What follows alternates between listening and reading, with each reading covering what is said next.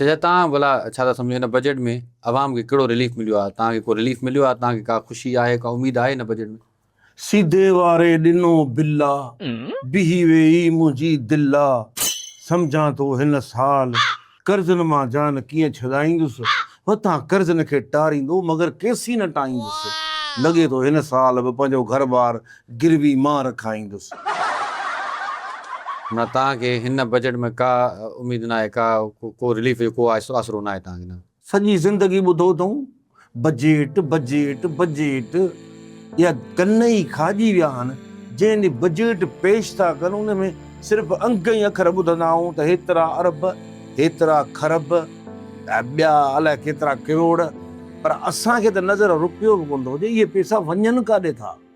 ऐं तव्हांजे अर्ज़ु कयूं पिया तव्हांखे, तव्हांजे ज़हन में इहा शइ हुजणु घुरिजे त आवाम जॾहिं तव्हां खां हिकिड़ो नंढड़ो सुवालु पुछे थो त इहे जेके पैसा आहिनि इहे वञनि काॾे था, इहा त महिरबानी कयो असां ते। मुंहिंजा वाह जेको तव्हां हाणे शेर पढ़ियो उन मां मूंखे ख़बर पइजी वई त तव्हांजी हैसियत छा आहे।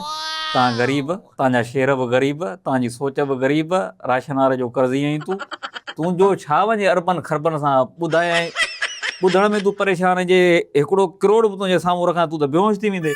इन करे असां चऊं था त अवाम ते अहिड़ो असां को बर्डन न विझूं जो अवाम तकलीफ़ में अचे। ही ग़रीब आहिनि, हिननि सदाईं माना 100-150 जो अटो वठी पंहिंजो गुज़र सफ़र कयो आहे। हिननि जे अॻियां अगरि जेकॾहिं इहे अरबनि खरबनि जूं ॻाल्हियूं था कयूं, परेशान था थियनि, हे पैसो ॾिसंदा त ही वाइड़ा थी वेंदा।